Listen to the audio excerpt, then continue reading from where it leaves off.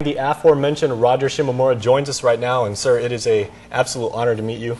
Thank you. And as someone that can share from their life experience and having gone through the Japanese internment camps and be able to express yourself, I guess would be very cathartic for yourself, but also to be able to openly share that with the world and everything. What does that mean for you as an artist?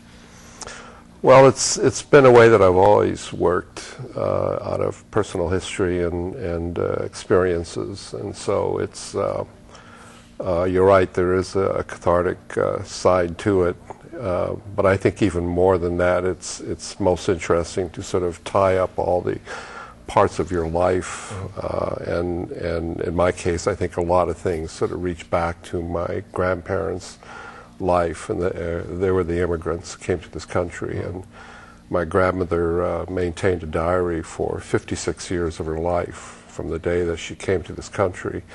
And so to be able to bring that into the current work as well, and I've done quite a bit of that, is very, very fulfilling. Well, much in the only way that my own grandmother will share stories with me about her experience during World War II and about occupation, about the war. Very, very interesting, our shared heritage. Well, at least experience, if not heritage. Well, joining us now on the far left of the screen is Mr. William Liu, who also is from Clemson University, and he has actually focused his efforts on highlighting the artistic expressions of people like Mr. Shimomura. And William, put it into context and everything. What is Roger's work, and what do his efforts mean to art and to your university? Well, as far as I'm concerned, Roger is one of the foremost artists in the Asian American community, making statements about the Asian American community, and especially about his being as a Japanese American. And his works have dealt with these issues for, I don't know how many years now, at least 35 years.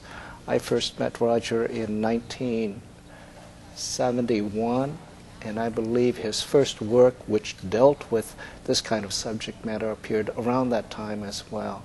And I've watched his work develop from that particular point, and have just an extreme interest in the statements that he's making. And they apply to the Japanese American community, but also by extension to the entire Asian American community. Okay. Well, let's actually take a look at some of Roger Shimomura's artwork right now, and I believe we have 8 pictures in total. We're going to try and get to some of them right now, and some of them are in our next segment. But Roger, if you would please, sir, can you just maybe, obviously this seems to be an internment camp, so what was going through your mind as you laid this was actually a series of paintings that I did called An American Diary, and were direct representations of various entries from my grandmother's diaries. And this particular painting was when she first confronted the internment camp that we were going to be in, and she said, "I cannot believe that we are expected to live in this place."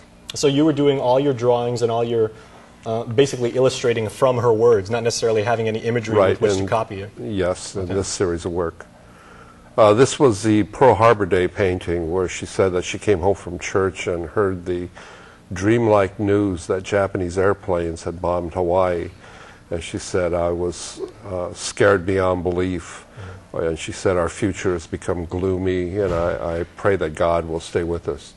She was Christian, which was quite unusual for a Japanese immigrant. This came from the first diary series I did. I did a series based upon her writings twice, and this was the earlier one. And this is when she talked about the weather conditions in Minidoka, which was the name of our camp, and how frightening it was as it became so dark and the wind blew, and she said our entire family just stood looking out the window. Okay. This is another variation of one of the diary paintings in that first format, where the figures were kept as traditional Japanese figures.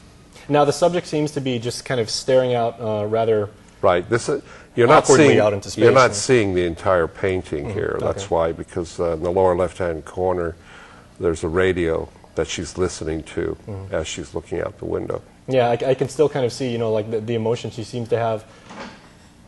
A little bit of anxiety, like maybe some hope, maybe some fear.